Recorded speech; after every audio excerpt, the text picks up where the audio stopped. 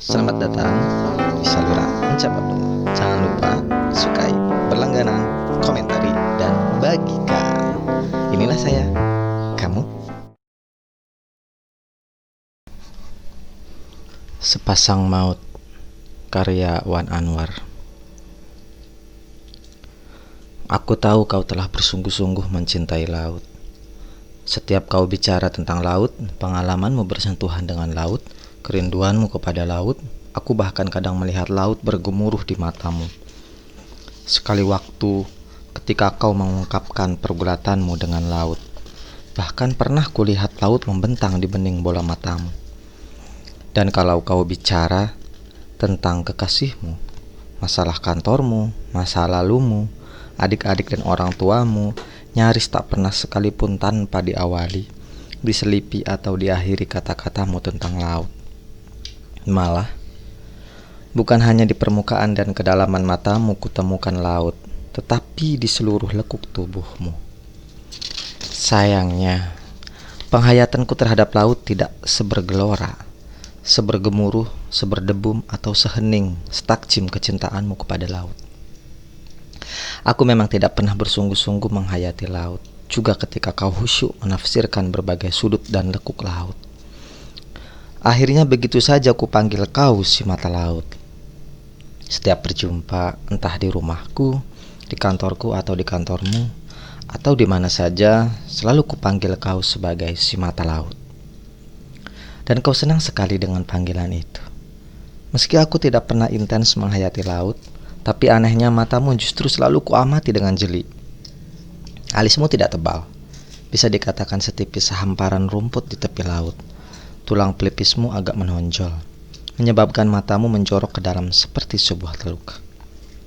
Walau tidak lebat dan lentik, bulu matamu hadir dalam pandanganku seperti deretan daun kelapa yang tumbuh di sepanjang jalan menuju laut. Rambutmu mengembang seperti kembang hamparan pohon jati di keluasan hutan yang terlihat dari tepi laut. Dan bola matamu, lipatan-lipatan gelombang itu, meski tidak sebiru laut, memberi kesan kedalaman yang entah di mana dasarnya. Semakin kutatap lekat matamu, semakin terseret aku ke keluasan laut, ke kedalaman matamu. Sedang di kornea matamu yang hitam, kudapati gelap, dingin dan hening palung laut. Bertemu denganmu, menatap matamu, bercakap denganmu, sering kurasakan sebagai tamasya ke alam laut. Tapi sebenarnya aku tak pernah bersungguh-sungguh menghayati laut. Kalau mataku laut, kira-kira laut apa? Tanyamu suatu kali, aku tak bisa menjawab saat itu. Selain karena tidak banyak laut yang pernah kudatangi, juga selalu tidak lekat kuhayati laut-laut yang pernah kujejaki. Lagi pula, matamu tak bisa begitu saja dibandingkan dengan laut, juga dengan laut yang hanya kulihat di peta-peta. Apa laut di mataku seperti maut? Tanyamu lagi di hari lain ketika kembali kukatakan matamu adalah laut. Seperti maut yang akan menjemput. Aku tak pernah bisa menjelaskan laut di matamu. Itu sebabnya setiap kau memancing, bahkan pernah sekali waktu memaksa agar aku mendefinisikan laut di matamu, aku mengatakan bahwa bola matamu laut itu sulit direnggut ke dalam kata, sukar dirumuskan dalam bahasa. Matamu seperti rahasia mengambang di jendela menjelang maghrib tiba. Seperti gelora yang mungkin sirna, seperti hening yang barangkali tak sanggup membuat siapapun berpaling. Aku tahu kau telah bersungguh-sungguh mencintai laut. Terhadap apapun kau bisa mengelak, juga kepada kekasih-kekasihmu yang tak satupun kau miliki pada akhirnya. Hanya kepada laut kau takluk dan bertekuk lutut. Seluruh uangmu, hartamu, tenagamu, dan perhatianmu kau kerahkan semata-mata demi laut. Kau kitari seluruh kota di negeri ini, terutama kota yang berbatasan dengan laut. Andai, kukira seandainya uang dan tenagamu sanggup untuk mengitari seluruh laut di muka bumi, kau akan melakukannya. Laut bagimu seperti takdir. Kemanapun kau beringsut, laut akan bertaut. Kemanapun kau mengalir, laut selalu hadir. Entah sudah berapa ribu kali aku mengamati bola matamu, kelopak matamu, bulu matamu, alismu, tulang di sekitar matamu, dan aku selalu merasa bertemu laut, Tetapi getar apa yang ada di bola matamu, lengkung alismu, deretan bulu matamu, lekuk tulang di sekitar matamu. Sungguh aku tak pernah bisa persis menangkapnya. Aku tahu di matamu ada laut, dan setiap bertemu denganmu pada dasarnya bertemu laut. Tetapi seperti ketika aku menjumpai laut di beberapa tempat, aku tak pernah bisa sampai ke geliat pekat laut di matamu.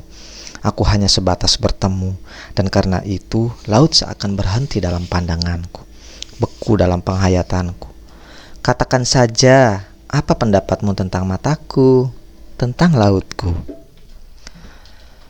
Aku ingin sekali merumuskan laut di matamu dengan kata-kata, dengan tatapan sepenuh penghayatan. Tetapi, itulah kelemahanku. Tak bisa bertaut sampai ke sumsum sosok bernama laut. Apakah karena aku orang daratan? Tetapi bukankah kau sendiri orang daratan? Hanya memang setahuku, sejak dulu, sejak kita masih sekolah, kau selalu larut dengan laut.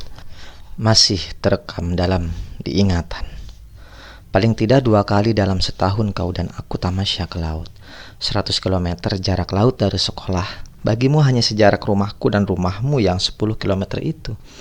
Aku juga tahu, selain bersamaku, seringkali kau bertamasya dengan teman lain. Malah ada kalanya kau ke laut sendirian. Cobalah baca sajak ini, katamu ketika tak juga aku bisa merumuskan laut. Baik laut yang pernah kujejaki maupun laut di matamu. Rupanya kau tak pernah berhenti membaca sajak. Aku jadi malu, sebab sajak bagiku telah menjadi nomor sekian di belakang rutinitas kehidupan. Sajak persis cuma kubaca dulu semasa sekolah. Itu pun karena tugas guru bahasa dan lebih-lebih karena aku berteman denganmu. Aku baca juga sajak itu semata-mata agar aku tak kehilangan jejakmu, agar aku bisa menjawab kalau suatu hari kau bertanya lagi tentang laut di matamu. Tetapi anehnya, aku semakin tak mengerti apakah laut dan bagaimana merumuskannya. Bagian mana pula yang dianggap sebagai rahang laut dalam sajak yang kau berikan itu. Aku tahu sajak itu berlatar laut, respons kuat dari roh seorang penyair terhadap laut. Aku memang melihat gambaran laut dalam sajak itu. Tetapi sekali lagi, aku tak pernah bisa menyelami laut sepekat penyair itu, apalagi sampai ke lekuk likat geliat laut yang sesungguhnya. Berceritalah sedikit saja penghayatanmu terhadap laut, meski bukan tentang lautku. Pintamu ketika masih saja aku tidak berkomentar, dan aku hanya diam, lekat menatap laut yang bergemuruh di matamu. Sejak itu kau tak mau berjumpa lagi denganku. Tetapi pada suatu sore, tiba-tiba saja kau sudah duduk di kursi beranda rumahku. Rambutmu kusut, parasmu kisut, senyummu kecut, dan matamu, matamu. Bola mata laut itu mulai surut. Sore memang tidak seredup kehadiranmu. Langit bersih, awan cuma tipis, dan lembayung memuncratkan warna emas ke seluruh penjuru angkasa. Kuseduh teh hangat agar lenyap segala pucat dan hasrat meloncat dari tatapmu. Tapi kau cuma mengucap terima kasih dan mengatakan bahwa kau hampir hanya sekejap. Hampir lepas cangkir dari genggaman ketika kemudian kau berkata lagi tanpa menunggu respons dari mulutku. Aku hampir sekarat dan esok lusa mungkin menjadi mayat. Aku termangu dengan cangkir tertahan di bawah dagu. Langit terasa jauh seperti keluh pada matamu. Jarak membengkak dan jantung nyaris kehilangan detak. Lautku mulai surut, katamu lagi seperti membaca yang meriak di benakku. Esok lusa mungkin aku benar-benar menjadi laut. Langit belum tertutup. Cakrawala masih terbuka. Burung-burung kapinis meliuk di keluasan senja. Anak-anak masih bermain pasir, bersepeda, dibimbing orang tua atau pembantunya. Menara masjid kukuh di kejauhan, menadah langit seakan menunjuk akhir segala alir. Dari beranda rumah di permukiman berbukit ini, kulihat hamparan bangunan di pusat kota, juga kemuning padi di tepi bukit, lembah yang tak henti menyimpan gairah bagi para penggarap sawah. Tapi memang laut tak ada, juga di bola matamu. Laut mungkin tetap bergemuruh di sebalik gunung-gunung itu, tapi deburnya tertahan seperti juga ombak pada matamu. Bantu aku dengan doa, karena itulah yang kini kuperlukan. Aku selalu tak mengerti keberadaanmu.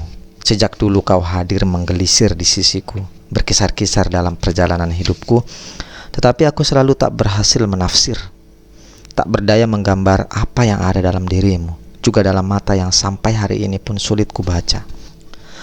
Aku tak pernah bisa menerka dan kau memang selalu berada jauh di balik duga. Juga kehadiranmu sore ini setelah sekian lama kau dan aku tak bertemu, setelah kau berhenti kerja dan betapa sulit aku menjumpaimu. Pernah beberapa kali aku ke rumahmu, ke kantor kawanmu yang aku kenal, tapi selalu saja kau tak ada. Hanya kabar dari sekitar, dari kawan-kawanmu yang kuterima sejak kau meninggalkan beranda terakhir kalinya pada suatu senja. Sejak dulu aku selalu tak mengerti keberadaanmu. Juga pada suatu hari ketika usiamu dan usiaku seranum pagi, kukatakan aku mencintaimu dan kau menolakku. Aku juga tak mengerti ketika di hari lain, kurang lebih sebulan setelah menolakku, kau malah memperkenalkanku pada seorang perempuan yang kini jadi istriku. Waktu aku menikah dengan perempuan itu, kau datang dengan seorang lelaki yang kuduga kekasihmu sebagai jawaban menolak cintaku. Tapi dugaanku salah, karena setahun kemudian lelaki itu menikah dengan perempuan yang konon juga kawanmu. Bertahun-tahun aku tak bisa memahamimu. Juga ketika akhirnya kini kau dan aku telah menjadi tua dan kau belum juga berkeluarga. Kau tidak pernah mencintai laut, jadi tidak mungkin kita berpagut. Katamu dulu memberi alasan menolak cintaku, dan selalu begitu ketika kemudian beberapa kali kutanyakan kembali mengapa tidak menerima cintaku. Ketika suatu hari aku setengah memaksa, betul-betul memaksa, minta agar kau mengatakan alasan sebenarnya menolakku dan menolak banyak lelaki yang menyatakan cinta padamu, kau hanya menjawab ringkas, kau harus berusaha menyelami laut.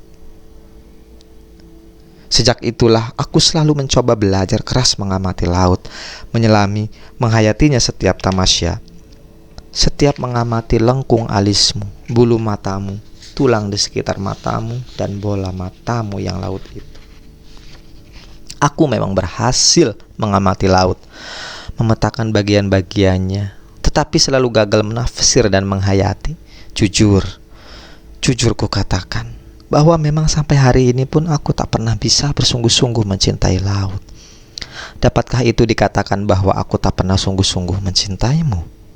Baiklah, aku akan berdoa khusus untukmu, meski sebetulnya selama ini di setiap waktu, di jeda napas dan detak bintang, aku tak pernah berhenti mendoakanmu.